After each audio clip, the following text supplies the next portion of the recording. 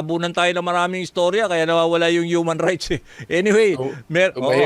tumahimik na muna tayo. Oo nga, oo. Pero ito, meron kasi kayong panawagan, lalo na ito dito sa, 'di ba mamaya pala may ICC, 'di ba itong appeals chamber maglalabas na ng desisyon para to decide once and for all na dito sa issue ng interim release ni former President Digong ni PRRD.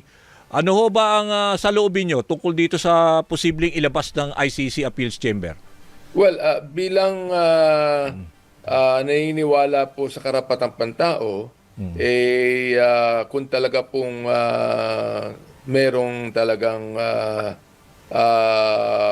nakita ng ating pong dating Pangulo, hindi lang po talaga matanda na, kundi mahina at hindi niyo po kayang humarap sa ICC investigation, palagay ko maganda po sana na ang ICC ay talagang magbigay na ng kapasyahan ng nauukol po sa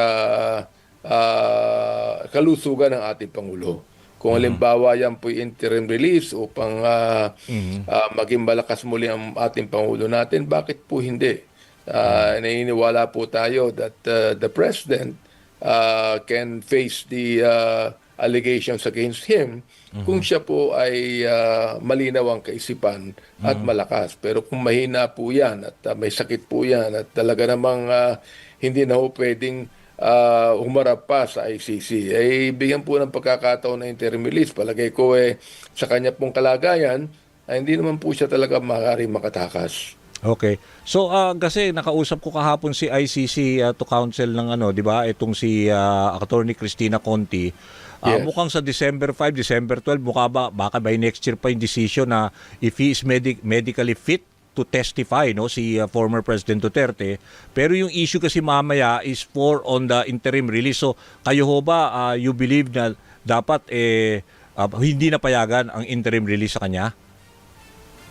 Kung halimbawa he's still fit, no? Sinasabi po naman ng Vice President he is fit at malusog po siya, bakit hindi po siya pwedeng humarap? Pero kung talagang mahina po siya at talagang meron po siyang sakit, mas maganda na tinamaigi po ng ICC ang mga bagay na ito. Open kayo if ever kung talagang hindi Open siya po.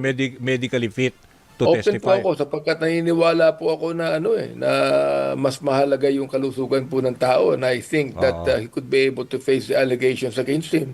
Okay. Kung maganda po yung kaisipan niya at kung maganda yung kanyang pangangatawan. Kaya nga payag kayo Bakit na naman hindi pwede hindi naman natin pwedeng pilitin yan.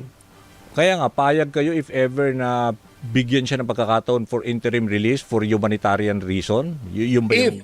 Ha? If meron pong dahilan talaga when it comes to humanitarian reason, why not?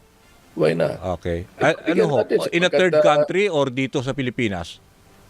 well, whatever the ICC would actually recommend, di ba?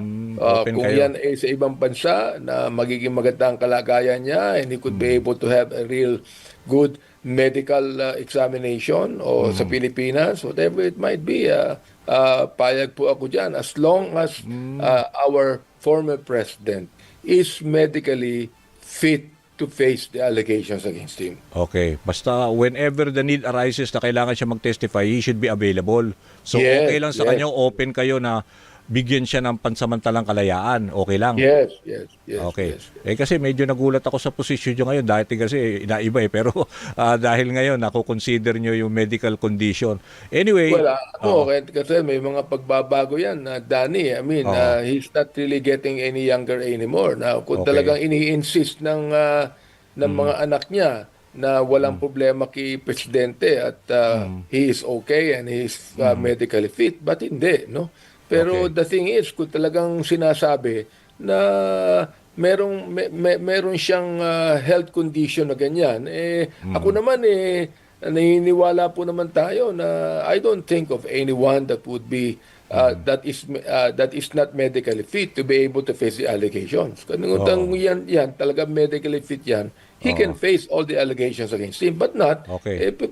pagbigyan Pero, natin, hindi naman oo. siya makakatakas po. Pero yung issue kasi nung medically fit siya or what, sa ano pa, early next year, ito mamaya itong interim release. So medyo mauuna lang itong interim release. Anyway, that's beside the point na, ano. Oo, Congressman. Pero itong gusto ko itanong, dahil alam ko, parang nananawagan kayo sa ilang kongresista. Alam ko, personally, ikaw, gusto mong tulungan yung mga potential witnesses na gustong mag-testify sa Netherlands na tingin mo makakatulong para maisulong yung kanilang kaso laban sa ito nga, yung issue ng EJK.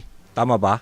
Ay talaga pong gusto kong talagang tumulong personally. Kaya lang syempre, yung pagtulong ko personally would not be enough. So ako, I am now preparing a letter of courtesy to our speaker bilang siya pong pinaka-leader namin sa Kongreso na kung papayag po siya na bigyan ng counting budget kung meron pa po ang Congress tungkol diyan, o kaya naman bigyan kami yung aming committee ng pagkakataon na makiusap sa ilang mga congressman gustong tumulong personally upang matulungan po natin ang ating mga kababayan na hindi nila kayang pumunta. Alam niyo nung Quadcom Yung mga hearing, mahihirap lang kasi, mahihirap, di ba? Tama. Dani, nung Quadcom hearing po namin, talaga nahihirapan po silang pumunta.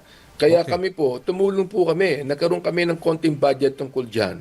Tumulong kami, nakarating po sa amin yung ibang mga biktima. Pero yung karamihan po, hindi. Talaga mahihirap po sila eh. Pero, sayang po naman yung aming mga pinag-usapan sa Quadcom hearing kung hindi po magkakaroon ng pagkakataon. Yung mga biktima niyan that it's been suffering for more than 8 years. Ano po? Naging problem po ito eh. Can you imagine, 8 years na. Hindi pa sila makamove on. Pero, we would like to have justice with them. Pero hindi po nila makuha yung justice sa ating bansa. Payagan na po sila na pumunta ng ICC. so, ibig sabihin, ang tulong na gusto nyo ipaabot, in terms of travel expenses, nito mga potential witnesses, mga kamag-anak, na willing mag-testify. Mga ilan ho ba ito? Marami ho ba Hindi sila ko na po tingin nyo alam, makakatulong sa kaso? Inaalam po namin ngayon, I have already directed our COMSEC to find out from Attorney Conti o sa iba pang mga katulad ng paghilom na kinabibilangan po ng ating kaparian, kung ilan po talaga ang mga biktima na nais pumunta ron sa ICC to become witnesses. Yun po yung inaalam namin ngayon. Okay. On another point, no, baka maubusan ako ng oras. Itong sabi kasi ni Ombudsman Remulla, sabi niya dito sa investigasyon ng flood control mess, mukhang 8 na yung kinasuhan na yung congressman, 'di ba? Yung mga yung mga supposedly contractors at saka congressmen may conflict of interest. 8 na yan, ni-recommend. Hindi pa ni-recommend pa lang naman ng ICI at DPWH for ombudsman to investigate. Kasama diyan plunder. Sabi niya mga 15 pa more. So sabi niya mga 10% ang tatamaan dito. Sabi ni Ombudsman Remulla. So sabi naman ni where the evidence will lead us. Kayo ho ba nagwo-worry kayo na ito ay somehow na nababa na nagkakaroon ho ng bahid sa institusyon niyo sa Kongreso? Ito yan. Alam mo talagang maraming mga congressman ang worried sapagkat pati yung mga congressman na hindi po kasama dyan, na walang kinalaman dyan, na hindi alam po yung mga bagay na yan, hindi nadadamay. Unfair. Para po unfair sa amin na madamay kami, samantalang wala naman kaming kinalaman dyan. Kaya nga po sabi ko, kung meron pong kinalaman ng ibang congressman natin, I think it's best for them to come forward na. No? Imbis na sila pa imbisigahan ng ICI o imbisigahan pa ng Department of Justice o ng Ombudsman, it would be best for them to come forward na and explain themselves. So dahil ang ICI naman nag-iimbisiga lang, nagtatanong lamang kung talagang meron ka kinalaman dito. Pero the thing is this, we do not want that the whole institution be affected by all of this Kaya nga, problem. yun na nga 'Di ba? Oo, lahat kayo na dadrag into this mess. At syempre, yung institution, alam niya, galit ho ang taong bayan, 'di ba? So, yun na nga, kailangan natin na somehow to appease